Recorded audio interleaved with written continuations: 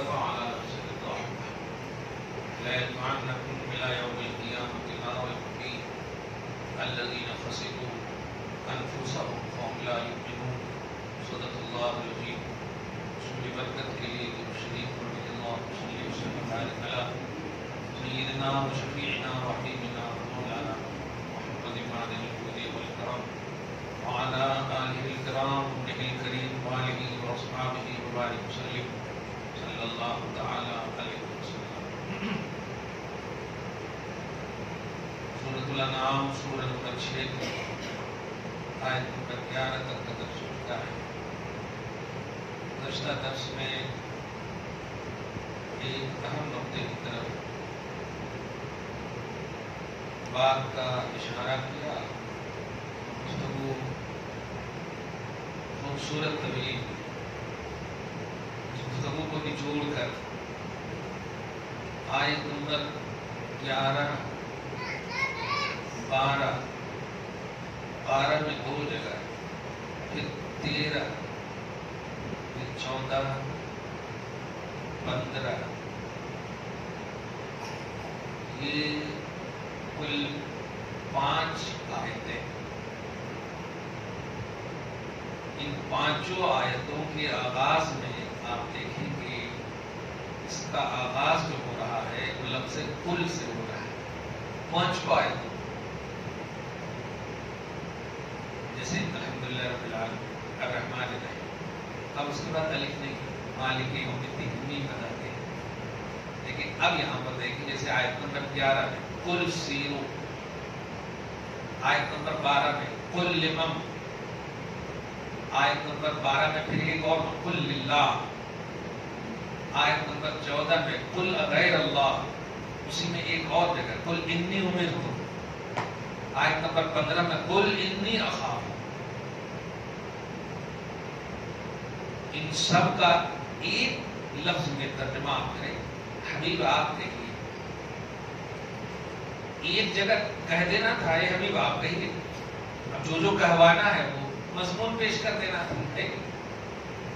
آپ کہیے ظاہر ہے جب کنٹینیو ہے آیتوں کا سلسلہ. پھر ایک جگہ جیسے بتایا آپ بانٹیے مٹھائی، ہم بار بار تھوڑے بولیں گے ان کو بھی آپ ہی بانٹیے، ان کو بھی آپ ہی بانٹیے، ان کو بھی آپ ہی بانٹیے، آپ بانٹیے. لیکن اہمیت رسالت اسی سے سمجھ میں آتی ہے کہ چونکہ کلام پاک کی اہمیت ہر ایک کے دل میں ہے. مسلمان کا کوئی فرقہ ایسا نہیں ہے جو قرآن کی اہمیت اس کے دل میں نہ ہو. غیر مسلم کو چھوڑ دو، جتنی بھی ہم میں ہی مسلم میں ہی مسلمان فرقے ہیں قرآن کے حوالے سے سب پازیٹیو ہے.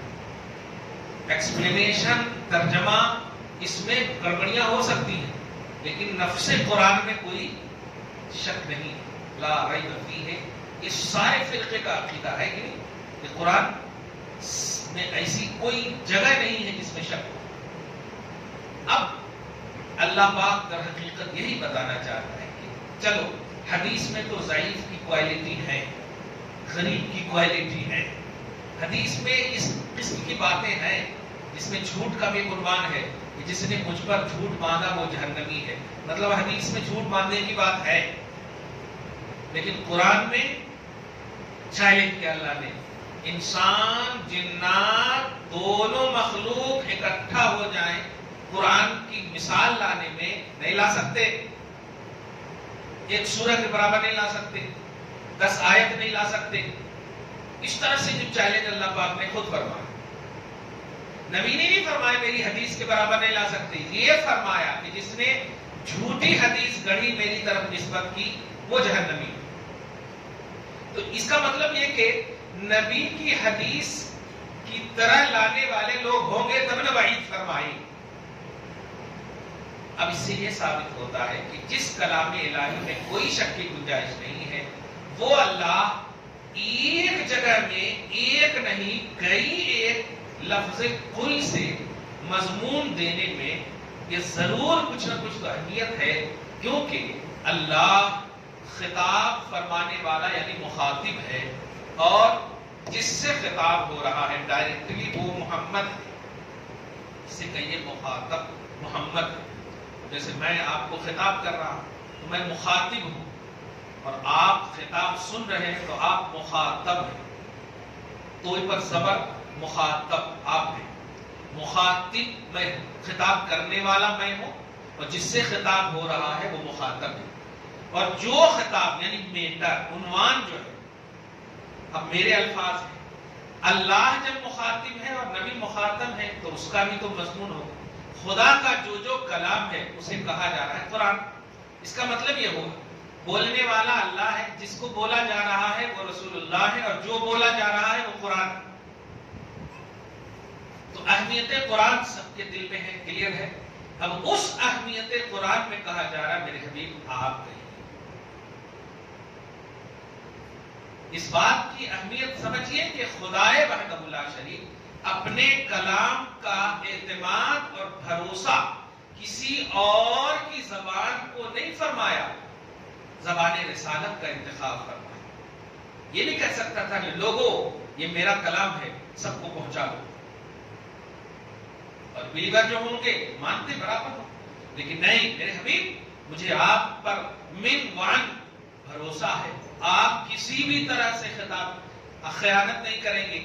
وہ لوگ جو کفار و مشرکین ہیں، ابھی تو آپ اعلان بھی نہیں کیے تھے، ان لوگوں نے آپ کے کردار کو دیکھ کر صادق الوعد کہا تھا، سچا کہا تھا. میں تو خالق ہوں، میں جانتا ہوں. تو اعتماد خدا، اللہ کا اعتماد، نبی صلی اللہ علیہ وسلم کا لفظ مبارک، زبان مصطفیٰ بنی. اللہ فرماتا قل حبیب آپ کہیے سیروا فی الارض، زمین میں چلو، ثم انظروا کیف کان عاقبۃ المکذبین، پھر دیکھو کہ نبی کے جھٹلانے والوں کا انجام کیا ہوا. پھر دیکھیے آیت نمبر 12، قل آپ بس محظوظ ہوتے جائیے، خوش ہوتے جائیے. سمجھ رہے نا؟ حضرت ابوبکر صدیق رضی اللہ تعالیٰ عنہ سے کسی نے پوچھا تھا سب سے زیادہ تمہیں خوشی کب ملتی ہے؟ سب سے زیادہ خوشی انہوں نے ارشاد فرمایا جب میں اپنے حبیب کو دیکھتا ہوں، چہرے مصطفیٰ کو جب دیکھتا ہوں تو مجھے سب سے زیادہ خوشی ملتی ہے. اب وہاں پر کعبہ بھی تو تھا کہ نہیں، لیکن یہ بتانا اصل یہ نہیں چاہے کہ کعبہ کو ریجیکٹ کر رہا ہوں، نہیں، کیونکہ کعبہ کا پتہ انہوں نے دیا ہے، قرآن کا ایڈریس انہوں نے بتایا، رحمان کا ایڈریس انہوں نے بتایا. تو سب سے بڑے محسن کو کیسے ہم فراموش کر سکتے ہیں؟ تحفے کی اہمیت جو ہے تحفے دینے والے سے ہوتی ہے کہ نہیں. آپ کو عام آدمی تحفہ دے اور خاص آدمی تحفہ دے، باوجود کہ عام آدمی کا تحفہ بہت اسٹرانگ اور بہت قیمتی ہو، لیکن خاص کا تحفہ قیمتی نہ ہو کوانٹٹی کے اعتبار سے، پھر بھی آپ خاص کے تحفے کو اہمیت دیں گے. اس میں اگر کچھ کہا جائے گا ارے وہ خاص ہے، ذرا رکھو اس کو، خاص ہے. اس کی اہمیت سمجھے آپ. حضرت نبی اعظم صلی اللہ علیہ وسلم نے ایک موقع سے چندے وغیرہ کا ایک عنوان تھا نا دین کے غلبے کے لیے، حضرت عمر ابن خطاب نے اتنا لا کر دیا تھا، کوانٹٹی میں بہت زیادہ تھا. ابو بکر صدیق نے اتنا لایا، کوانٹٹی میں تو زیادہ نہیں تھا. حضرت عمر ابن خطاب سے پوچھا تم کتنا لایا؟ یا رسول اللہ پورے گھر کا آدھا لایا. ابو بکر صدیق سے پوچھا تم کتنا لایا؟ یا رسول اللہ پورا لایا. لیکن ان کے آدھا ان کے پورا کو جب دیکھا تو ان کا آدھا ان کے پورے سے زیادہ تھا. کہا اچھا یہ بتاؤ چھوڑ کر کے آئے ہو ابو بکر؟ کہا اللہ اس کے رسول کو چھوڑ کر آیا. انہوں نے کہا آدھا چھوڑ کر آیا. سوچے تھے کہ کوانٹٹی میں زیادہ ہے، اللہ کے نبی کی خاص دعا لگے گی، لیکن فرماتے ہیں کہ نبی علیہ الصلوۃ والسلام نے فرمایا یہی فرق ہے تم دونوں میں، یہی فرق ہے تم دونوں. ابو بکر صدیق کی افضلیت تو دعائے مصطفیٰ خاص لگتی ہے. نبی علیہ الصلوۃ والسلام کے لیے ہر طرح سے ہر موقع سے خود کو مقدم رکھا ہے، ڈھال بنائے رکھا اس ذات کا نام ابو بکر صدیق. اسی لیے آج امت کا اجماع ہو چکا ہے کہ افضل البشر بعد الانبیاء کی تحقیق سیدنا ابو بکر صدیق، کہ انسانی مخلوقات میں نبیوں کے بعد اگر فہرست سب سے پہلے لکھی جائے گی انڈیکس میں جس کا نام وہ ابو بکر صدیق ہے. تو اس افضلیت کا راز وہ کوانٹٹی نہیں ہے، وہ ایک کوالٹی ہے. جو اللہ کے نبی صلی اللہ علیہ وسلم کے لیے ابو بکر صدیق نے پیش کی. یہ اہمیت صحابہ کرام نے سمجھا. میں اسی کی طرف آپ کے ذہن کو مبذول کرانا چاہتا ہوں. نبی علیہ الصلوۃ والسلام کے حوالے سے پازیٹیو رہنا ہمیشہ، خوش رہنا ہمیشہ. آپ امت اس لیے ہو کہ نبی آپ کا اعلیٰ ہے، آپ اعلیٰ ہو. آپ بہتر اس لیے ہو کہ نبی آپ کا بہتر ہے، اس لیے آپ بہتر ہو. اللہ نے دو مقام، پہلے مقام آیت نمبر 11 میں فرمایا فرمائیں گے، پھر کہا حبیب مکرم آپ کہیے آسمانوں زمینوں کا مالک کون ہے. یہاں پر یہ بتائیے، اس آیت کریمہ سے ایک نقطہ دے رہا ہوں، حاجی صاحب توجہ دیجیے. آسمانوں اور زمینوں کا مالک کون ہے؟ پورے آسمان ہے، آسمان 7 طبقات ہیں، زمین بھی 7 طبقات ہیں، پورے ہو گئے نا، پورے آسمان پورے زمین سب. اب اگر میں کہوں کہ بھائی تم بول دو کہ میرے گھر اس گھر کا مالک کون ہے، تو آپ جانیں گے تب نا. سمجھ رہے ہیں؟ اس جملے پہ غور کریں آپ. آسمانوں ما فی السماوات و ما فی الارض، آسمانوں اور زمینوں کا مالک کون ہے آپ کہیے. یہ لفظ بتا رہا ہے کہ اللہ خود بتانا چاہتا ہے کہ آسمانوں اور زمینوں کا علم میں نے اپنے حبیب کو دے دیا ہے. تب نے کہا جا رہا کہ آپ کہیے کہ آسمانوں اور زمینوں کا مالک کون ہے، ورنہ ہوتا یہ میرے حبیب پہلے آسمانوں کا علم آپ کو دے رہا ہوں، زمینوں کا علم آپ کو دے رہا ہوں، یہ پورا آپ کو دے رہا ہوں، پھر آپ جو ہے بتائیے. ایسا لیکن نہیں، ایسا قل لمن ما فی السماوات و ما فی الارض. یہ حبیب مکرم آپ کہیے آسمانوں اور زمینوں کا مالک کون ہے. اور چونکہ میں نے کسی کو پورے آسمان پورے زمین کا علم نہیں دیا ہے، اس لیے یہ لوگ نہیں بتا پائیں گے. آپ ہی کہہ دیجئے کہ اس کا مالک کون ہے. خود دوسری جگہ فرماتا قل للہ. یہ بھی آپ بھی اعلان کیجئے، کیوں سمجھ جائے پوری دنیا کہ ملکیت خدا کا علم صرف میرے حبیب کو ہے. خدا کی ملکیت کہاں کہاں کیسے کیسے کیوں کیوں، یہ تینوں کا علم جو ہے میرے حبیب کو ہے، تمہارے کو نہیں ہے. اس لیے حبیب پر بھروسہ کرو، یہ جو کہیں گے وہ 100% صحیح کہیں گے. اور نبی پر بھروسہ نہیں کرو گے تمہاری توحید معتبر نہیں ہوگی. توحید پر بھروسہ ظاہر ہے اللہ مالک ہے، اللہ رازق ہے، یہی تو اعلان ہو رہا نا. اللہ خالق ہے، یہ ہے وہ ہے، یہ سارا عقیدہ ہر فرقے کا ہے. لیکن اللہ نے اپنی مالکیت کا اعلان، خالقیت کا اعلان خود سے نہیں فرمایا کہ تم کہو مجھے خالق. فرمایا میرا حبیب کہے گا کہ میں ساری روئے زمین اور آسمان کا مالک ہوں، اور تم اس پر عقیدہ رکھو گے تب تمہاری توحید صحیح ہوگی. ما فی السماوات و ما فی الارض. اللہ فرماتا کہیے قل للہ، کہہ دیجئے اللہ ہی ہے. کتب علی نفسہ الرحمہ، اے انسان سن، اس نے اپنے علم میں اپنی ذات میں رحمت کو لکھ لیا ہے، اپنے کرم میں رحمت کو لکھ لیا ہے. ورنہ تیرے گناہوں کی بنیاد پر اگر وہ تجھے گرفت کرنا چاہے تو وہ پھر تو نہیں بچ سکتا. اس نے تو رحمت لکھ دیا. اور میں نے ایک جملہ کبھی کہا ہے، آپ کو اگر یاد ہوگا، کہ اللہ سبحانہ ہمارے گناہ اور گناہگار اور شرک کرنے والے یا جتنے بھی ہیں، جیسے مومن گناہگار، اس کے علاوہ پھر مشرک اور کافر، یہ سب کو آپ دیکھیں. ان لوگوں کو اگر اللہ پاک دیکھنا شروع کر دے تو پھر تو اللہ کے عذاب سے کوئی نہیں بچ سکتا. کلیئر ہے کہ نہیں؟ رات کی تاریکیوں میں ہم سے گناہ ہوتے، دن کے اجالے میں ہم سے گناہ ہوتے، ہو رہے ہیں. اس میں تو 100% ہم بالکل سہمت ہیں، یقین ہے گناہ ہو رہے ہیں. اب اگر گناہ ہو رہے ہیں تو پھر پکڑ کیوں نہیں رہا اللہ تعالیٰ؟ پچھلی امت جب گناہ کرتی امیڈیٹلی عذاب دے دیتا اللہ تعالیٰ. آپ نے سنا ہے یہودیوں کو، عیسائیوں کو سور بنا دیا اللہ نے، بندر بنا دیا اللہ نے. تو 12 نمبر قرآن کونوا قردۃ خاسئین وجعل منهم القردۃ والخنازیر. قردہ بولے تو بندر، خنازیر بولے تو سور. یعنی اللہ عذاب دے دیا فوراً امیڈیٹلی. لیکن آپ کو اور اسی طرح غیر مسلموں کو جو اللہ کے ساتھ شرک ٹھہرا رہے ہیں، انہیں کیوں نہیں عذاب دے رہا ہے؟ تو نقطہ سمجھیے، چونکہ اللہ تعالیٰ آپ کے گناہ کی طرف دیکھ ہی نہیں رہا، مشرک کے شرک کی طرف دیکھ ہی نہیں رہا. دیکھ نہیں رہا کا مطلب مجبور ہے، ایسا نہیں. وہ صرف اپنے حبیب کو دیکھتا ہے. وہ دیکھتا ہے کہ میرا حبیب کیا چاہتا ہے، اور حبیب کو جب بھی دیکھتا تو اینی ٹائم دیکھتا کہ وہ اپنی امت ہی کے لیے دعا کر رہے ہیں. کیسے عذاب دے گا وہ اللہ؟ مثلا گناہگاروں کے لیے کہہ رہے ہیں حبیب، اے اللہ میری گناہگار امت کو بخش دے. اور کفار و مشرکین کے لیے کہہ رہے ہیں اے اللہ انہیں ہدایت دے، یہ مجھے نہیں جان پا رہے. اب آپ بتائیں، تو جب اینی ٹائم نبی اس کا محبوب امت کے لیے دعا میں ہے تو اللہ عذاب کیسے ڈالے گا؟ کیونکہ اللہ کا وعدہ ہے اے حبیب ہم آپ کو اتنا عطا کر دیں گے کہ آپ راضی ہو جائیں. یعنی اللہ چاہتا ہے میرا حبیب راضی ہو جائے. تو اگر اللہ نے ہمارے گناہ کو دیکھتے ہوئے عذاب دے دیا تو نبی کی رضا اس میں ہے کہ میری امت کو عذاب نہ دینا. کیا بات ہے، میری امت کو عذاب نہ دینا. گنہگار ہے تب بھی، کفر و شرک میں مبتلا ہے تب بھی میں کوشش کر رہا ہوں نا. کیا بات ہے، میں محنت کر رہا ہوں مولا عذاب نہ دے. یہ ہے فلسفہ جو آج اجتماعی عذاب نہیں آ رہا. تھوڑی تھوڑی جب اللہ پاک غضب میں ہوتا ہے، شان غضب میں، شان قہر میں، تو آپ شکلیں دیکھ رہے ہیں. 3-4 سال سے تو کنٹینیو آپ پاکستان کے حالات کو دیکھ رہے ہیں.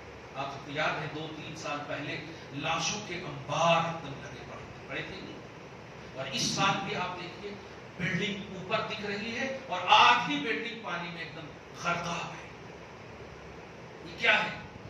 آج وہ ہم سے کٹا ہے تو لگ رہا ہے پاکستان بول رہے دوسرا ملک، لیکن آپ 47 سے پہلے دیکھیں تو ہمارا ہی حصہ ہے نا. تو غور کریں تو وہ بھارت ہے، تو عذاب تو بھارت ہی میں تو آیا نا، ملک ہی میں تو آیا نا. یہ عذاب اللہ تعالیٰ کبھی کبھی صفت قہر کی بنیاد پر دکھا دیتا ہے. کہتا میرے حبیب دیکھ رہے ہو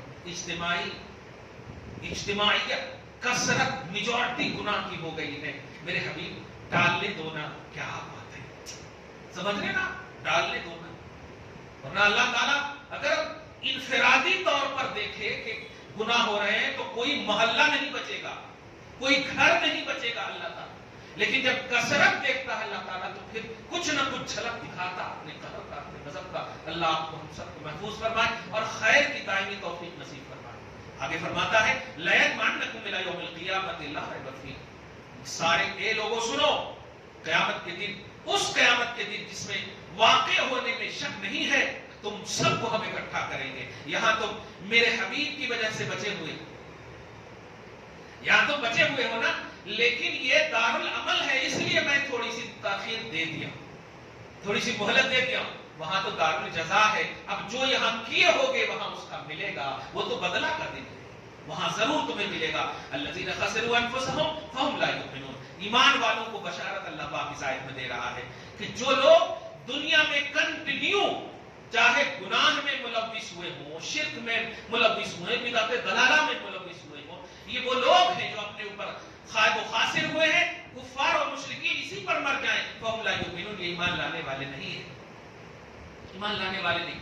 اس میں مقدم کیا ہے کہ انسان اگر خود بدلنا چاہے تو اللہ تعالیٰ بھی اس کو بدلنے کا موقع دیتا ہے، اور اگر بدلنا نہ چاہے، ہوتا ہے نا، ہم نے بھی کچھ لوگ کہتے ہیں نا اللہ چاہے گا تو چھوڑ دیں گے ہم شراب، اللہ چاہے گا تو چھوڑ دیں گے ہم شراب. پھر جو ہے جانور میں اور آپ میں فرق کیا رہا؟ جانور کو اللہ نے عقل نہیں دیا، اسی لیے تو وہ گھوڑے بھی کھاتے رہتے ہیں اور چارہ بھی کھاتے رہتے ہیں.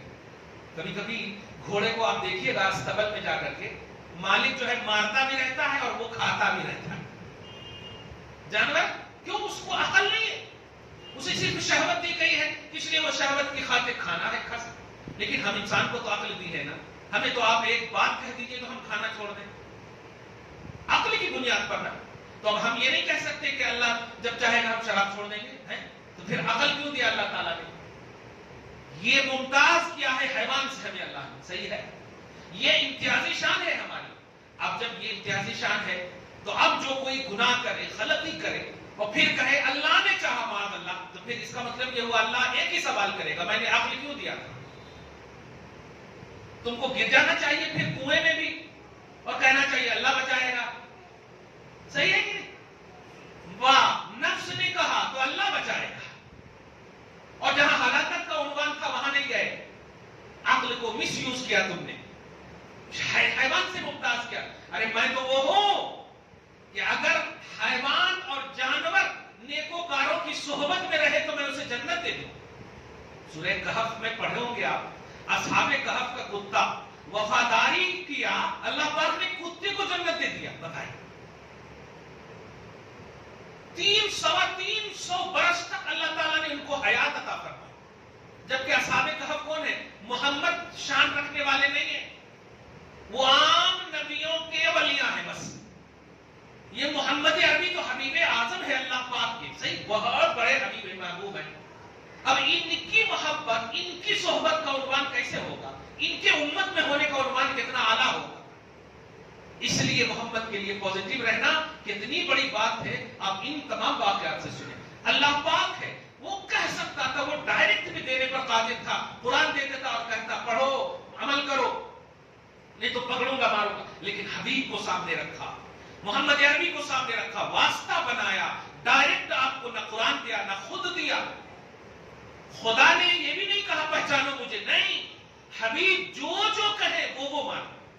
ما آتاکم الرسول فخذوہ، یہ رسول جو تم دیتے وہ لو، اور جن چیزوں سے یہ باز رکھے باز رکھو. یہ دیکھیے، یہ فرمایا اللہ نے، میں جو دوں وہ نہیں، میں تو رسول کو دوں گا، تمہیں نہیں دوں گا. مگر یہ رسول جو تمہیں دے وہ لینا. رسول خدا دے، خدا لینا. قرآن دے، قرآن لینا. حدیث دے، حدیث دے. جنت، دوزخ، یہ سب کے بارے میں بتائیں لینا. تو دیکھا آپ نے ہمارا جو مطلب یہ کہ نظریات، ہمارے جو نظریات ہیں، ہماری جو توحید ہے، اس کا جو سورس ہے آل ان آل محمد عربی صلی اللہ علیہ وسلم کو اللہ پاک نے رکھا ہے.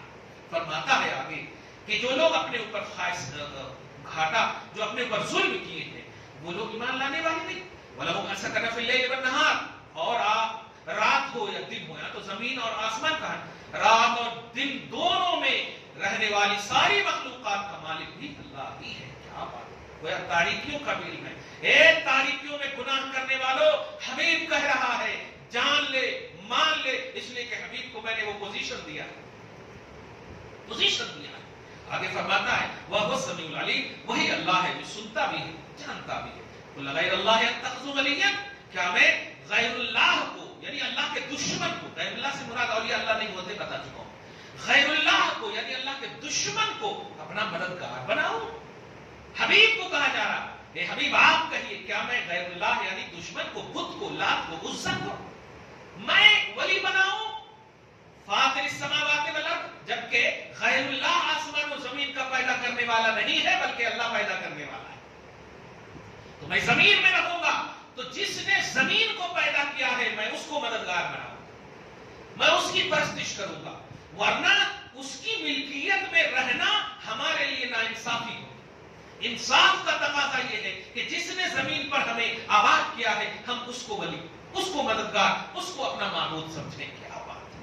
قل غیر اللہ یتخذ ولیا فاطر السماوات والارض وهو یطعم، میرا ولی تو وہ ہے. ارے تم تو اپنے معبود کو دودھ پلاتے ہو، کھانا کھلاتے ہو، ناریل کھلاتے ہو، وغیرہ وغیرہ، یہ عقیدہ رکھتے ہو. لیکن میرا معبود وہ ہے کہ یطعم، وہ کھلاتا ہے، وهو لا یطعم، وہ کھاتا نہیں. کیا بات ہے! وہ کھاتا نہیں ہے، وہ صرف کھلاتا. کیا بات ہے! قل انی امرت، تو پھر قل دیکھیں کیا بات ہے، قل پر خالی غور کرتے ہیں. قل حبیب مکرم کہتے چلے جائیے، انی امرت ان اکون اول من اسلم، مجھے حکم دیا گیا ہے کہ سب سے پہلے توحید کا پرچار بعد میں کروں، پہلے مانوں میں توحید کو. کیا بات ہے! سب سے پہلا موحد محمد ہے، اس کے بعد جتنے بھی آئیں گے توحید پرست محمد کے بعد ہی ہے. بنیاد توحید، معمار توحید، معیار توحید محمد.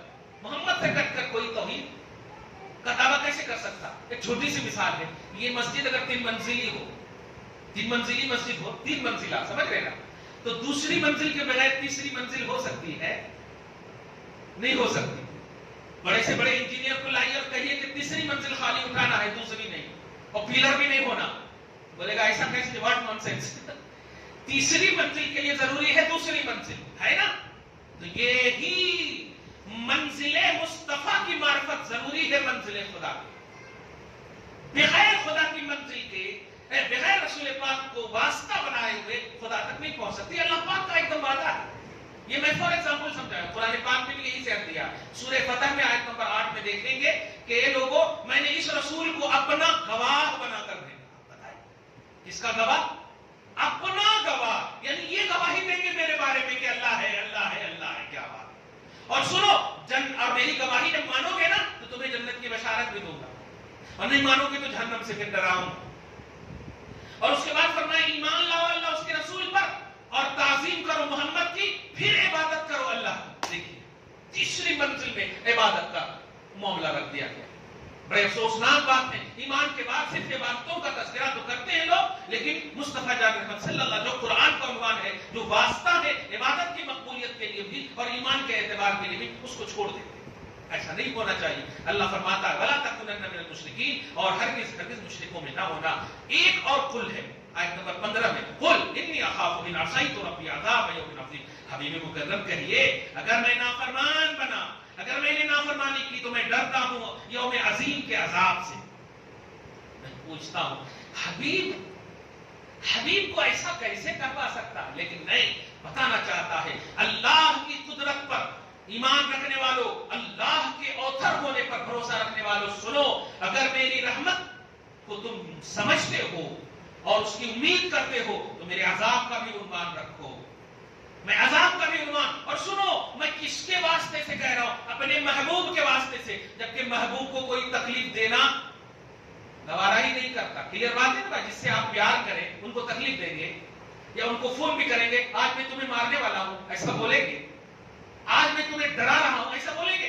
محبوب اور محب میں تو پیار ہی پیار کا عنوان ہوتا ہے، محبت ہی صرف عنوان ہوتا، لیکن محبوب کو سامنے رکھ کر عذاب یوم عظیم کا کانسیپٹ دینے کا مراز ہی یہی ہے۔ سوچ، محبوب کے ذریعے سے یہ جملہ دے رہا ہوں، مراد تو تم ہی ہو، لیکن حبیب کے ذریعے سے بتانے کا مقصد یہ ہے کہ میں اگر رحمت کی تم امید رکھتے ہو مجھ سے تو عذاب کا بھی عنوان رکھنا، اور یہ دونوں میرا حبیب جیسا جیسا بتائے ویسا ویسا کرنا، میرا محبوب جیسا جیسا بتائے، جنت کے حوالے سے بتائے۔ اسی لیے صحابہ کرام کو جو بھی نبی بتاتے تھے نا، بے چوچرا تسلیم کر لیتے۔ اب دیکھیے نا وہ قبر کے عذاب والی حدیث پاک کو چل رہے ہیں نبی اعظم صلی اللہ علیہ وسلم، اور فوراً کہتے ہیں سنو قبر کے اندر عذاب ہو رہا۔ اب صحابہ اعتراض کر سکتے تھے نا معاذ اللہ کہ ایسا کہ قبر کے اندر کیسا دیکھا ہم نے؟ قبر کے اندر کیسا دیکھا؟ قبر تو اندر ہے اور عذاب اوپر نہیں۔ آپ بول رہے قبر میں عذاب ہو رہا ہے، لیکن صحابہ کرام نے چونکہ توحید جو سب سے بڑی چیز ہے اس پر بھروسہ انہی کی زبان سے کیا تھا، تو یہ قبر کیا ہے؟ یہ قبر کیا ہے؟ قبر کے اندر کیا ہے؟ ہاں یا رسول اللہ عذاب ہو رہا، ہاں ایسا کرو وہاں سے جا کر کے ایک کھجور کی ٹہنی لاؤ۔ آپ نے ٹہنی لایا، اس کھجور کی تو اس ایک ٹہنی کو دو ٹہنی کیا، اور دو قبر میں عذاب ہو رہا تھا، ایک قبر پہ یعنی دونوں قبر پہ گاڑ دیا، اور فرمایا جب تک یہ ٹہنی ہری رہے گی قبر کے اندر والے کو عذاب کمی ہوگی۔ اب جہاں اس میں آپ علم غیب کا کانسیپٹ رکھیں، وہیں صحابہ کے بھروسے کا عنوان دیکھیں۔ میں نبی پر بھروسہ کی بات کر رہا ہوں، نبی پر بھروسہ نہیں ہے تو آپ کی توحید نہیں ہے، آپ کی نماز نہیں، آپ کا کوئی عمل ہے ہی نہیں۔ بھروسہ سب سے بڑی چیز ہے نبی پر، کیونکہ نبی ہی کے ذریعے سے خدا ملا ہے۔ تو اعمال تو بات کی چیز، جو اللہ جزا اور سزا کا مالک ہے وہ نبی کے واسطے سے ملا، تو پھر اعمال تو جزا کی بنیاد پر یا سزا اس کا مرتب ہوگا۔ یہ تو ایک عام بات، سیکنڈ راؤنڈ کی چیزیں ہیں، خدا ملا ہے ان کے واسطے سے۔ بہرحال ان 4-5 آیتوں یعنی 5-6 آیتوں میں لفظ قل کو آپ ملاحظہ کیجئے گا، اور اللہ تبارک و تعالیٰ نے اپنی توحید کا سب سے بڑا عنوان نبی آدم صلی اللہ علیہ وسلم کی زبان کو رکھا، اور امت کو یہ ذہن دیا مصطفیٰ جان رحمت میرے حبیب پر بھروسہ کرنا، تبھی تمہاری توحید اور اعمال صالحہ یا اعمال صالح بنیں گے، پھر مقبولیت کا عنوان رکھنا۔ دعا ہے اللہ تعالیٰ ہم سب کو اس ماہ نور، ماہ مبارک کی عظمتوں سے، سعادتوں سے مالا مال فرمائے، صبح و شام زندگی میں بہاریں، رونقیں، خوشحالیاں نصیب فرمائے، گھر بار میں اولاد میں برکتیں عطا فرمائے، اصلوں کی بخشش فرمائے، نسلوں کی حفاظت فرمائے۔ وصلی اللہ تعالی علی خیر خلق محمد وآلہ واصحابہ اجمعین برحمتک